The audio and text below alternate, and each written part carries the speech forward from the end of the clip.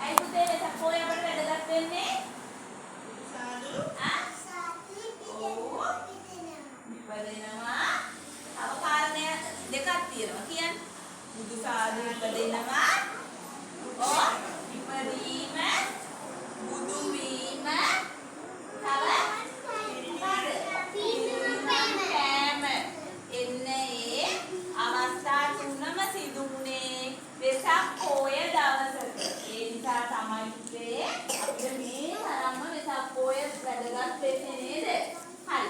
එන ඕනේ ඊළඟ ප්‍රශ්නය. අපේ සිදුහත් කුමාරයා ඉපදුනේ කොහේද? ආ? කොහේද ඉපදුනේ? කියන්න බලන්න. ආ? ඔන්න ටීචර් කියලා දෙනවා. හිඟුරුවත් නුවර ලුම්බිනි සල්ුවේ. කොහේද ඉපදුනේ? ලුම්බිනි සල්ුවේ. සද්දෙට කියන්නකො අමාරුයි. ලුම්බිනි සල්ුවේ. එහෙනම් කියන්න මට සිදුහත් කුමාරයාගේ අම්මගේ නම. ඊයේ කියලා දුන්නා.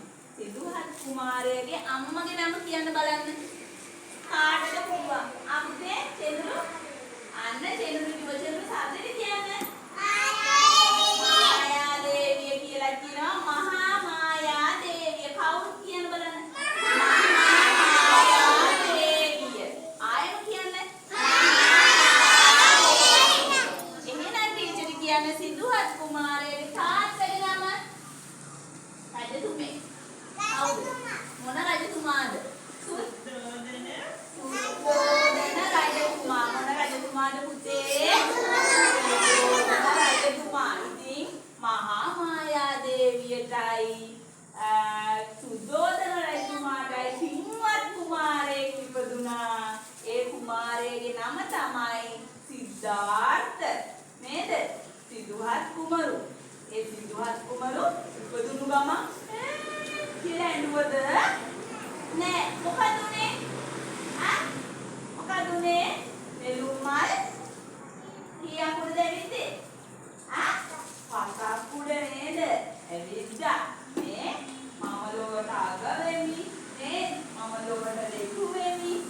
එම කියලා ඇවිද්ද නේද? ඊ කියලා දුන්න නේද?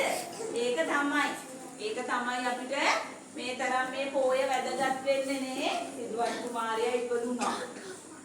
ඊළඟට ගොඩාක් අමාරුවෙන් බණ භාවනා කරලා දුෂ්කර ක්‍රියා කරලා හරිම දුක් විඳලා ඊට පස්සේ බුදුහාමුදුරුවෝ බුදු වුණා. මොකද්ද? බුදු වුණා. බුදු වුණේ මොන පොය දවසකද මගේ පුතේ? වෙසක් පොය දවස. හයියෙන් කියන්නේ පොයදා. ඉතින් බුදු වෙලා වෙසක් පොයදා ඊළඟට අවුරුදු 80ක්ම නේද? අපේ ලෝකෙටම මොනවද කියලා දුන්නේ? බණ. මොනවද කියලා දුන්නේ?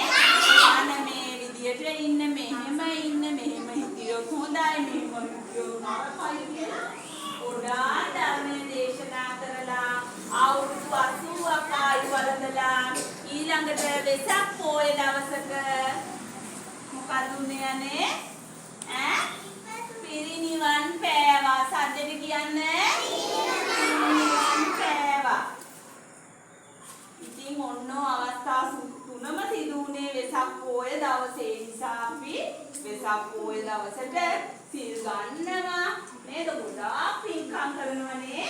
වෙසක් කූඩු එල්ලනවා, තොරම් බඳිනවා නේද? ඒක තමයි. එහෙනම් අද අපි මේ මොනවද කරන්නේ? මේ මොකද අපි කරන පින්කම? සිල් සමාදන් වුණා. මොකද උනේ මේ?